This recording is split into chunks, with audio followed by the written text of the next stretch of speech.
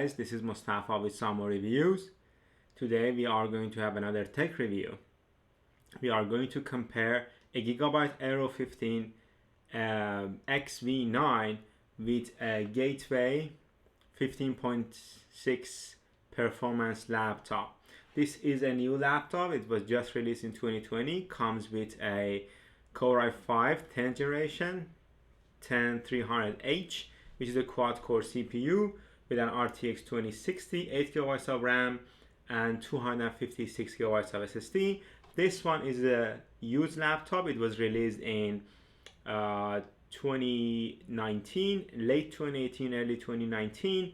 Comes with an RTX 2070 i7 8750H, 16 GB of RAM, which I have upgraded to 32, as well as a 512 GB of SSD. The reason behind this comparison is that you can essentially buy these two laptops in the same price range. This laptop is definitely, the Gigabyte is going to be more expensive, but to get to the same specs that you have here, meaning that to upgrade the RAM and the SSD on this one, you have to spend another like $100, $150, $200, which brings you closer to this price range. Also, if you want to buy the RTX 2060, the Gigabyte version with the RTX 2060, which is going to be Gigabyte Aero 15X V8, I'm pretty sure that's going to be the model number.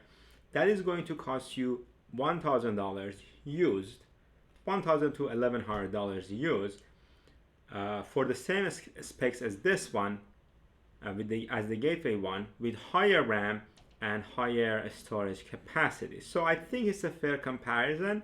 If you are thinking of buying a gaming laptop, I'm pretty sure you are thinking of buying. You're essentially weighing of buying whether buying the used one is a good option or not.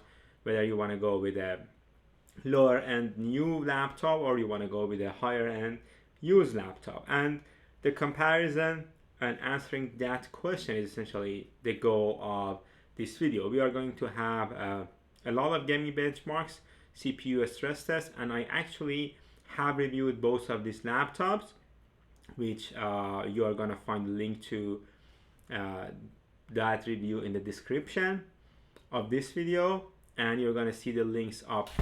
It's either up here or up here for both of the reviews of these two laptops. So if you wanted to have a little more detailed review, we are going to get that. But in this review, other than the benchmark, we are going to talk a little bit about aesthetics. We are not going to go into that much details about the quality of the keyboard or camera or anything, and that's going to be it.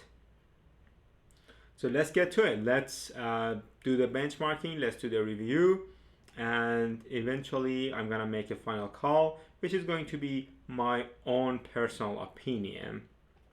Most of these laptops come with a 1080p panel as far as the display goes. The one on the Gateway is 1080p 60 Hz, but the one on the Gigabyte is 1080p 144 Hz. Of course, you can buy the Gigabyte with a 4K OLED display, but it's gonna cost you a pretty penny for that laptop, even used. I think you have to pay $2,000 for the used version of that laptop.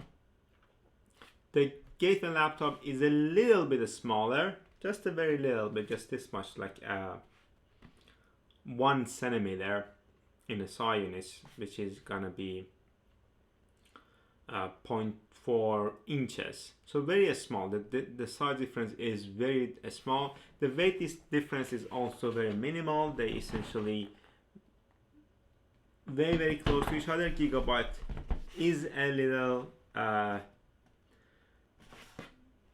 weighs a little more. I think mainly because that they have used an all metal design in their design, and it is an older machine, so you expect to see a little more weight when you're dealing with older machines. Also, it has a bigger battery, so the battery size and everything on this is definitely better than the Gateway. You can work with this Gigabyte. My own experience, I was able to use the Gigabyte for 6-7 hours, but the Gateway runs out of battery in less than 4 hours, which is their advertised battery life. So there's nothing wrong with that. It just uses a small battery, and it is a gaming laptop, so you don't really expect a gaming laptop to have a very good battery life. So this point, the battery point, goes to Gigabyte, but the other points, the size and the weight, definitely goes to Gateway. The display quality, this is something that I forgot to mention. The display quality on the Gigabyte is much better than the Gateway, at least to my eyes. Both of these laptops come with Windows 10 Home originally. You can definitely upgrade both of them to a Windows 10 Pro or Windows 10 Enterprise if you have access to the Windows 10 Enterprise. But the amount of bloatware you're gonna get with Gigabyte is definitely much more than the bloatware you're gonna get on the Gateway laptop. And one other problem with the Gigabyte Windows is that it is actually a hardware problem, that you can control everything, essentially how lit the display is, or you can control the sound level using the Gigabyte Control Center. So the Gigabyte Control Center controls the function buttons on the keyboard. It's not the Windows that controls those function buttons. So when Windows gets an update, if Gigabyte company doesn't release an update for the that control center at the same time, you're essentially gonna lose this functionality. You won't be able to control, especially how lit the display is, using the function buttons on the keyboard. So in the Windows department, the score goes definitely to the Gateway. That's it for the aesthetics of the device. Aesthetically, I would say I like the Gateway more, but there are a couple of good points for Gigabyte Aero 15X as well. And the next part of the video, we are going to focus on the gaming benchmark and the stress test. I expect Gigabyte to do better in those stress tests and benchmarks, but we'll see what happens. We'll see whether having a newer CPU is going to help the Gateway at all or not.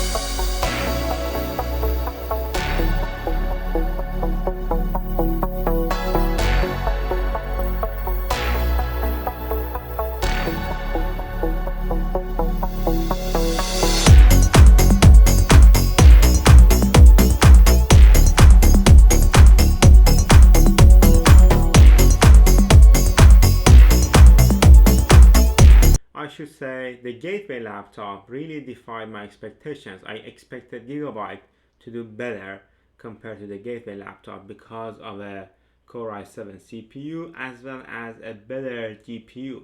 But in all of the stress tests, as you saw, and most of the gaming benchmarks, the Gigabyte laptop was actually behind the Gateway laptop. So I should say that I give all the stress tests and gaming benchmark points to the Gateway laptop, which is going to be 2 additional points for this laptop. I will also give another point to the Gateway laptop because I think it's a more beautiful laptop. So overall, Gateway is going to win this comparison by a score of 5 compared to the score of Gigabyte, which is only 2.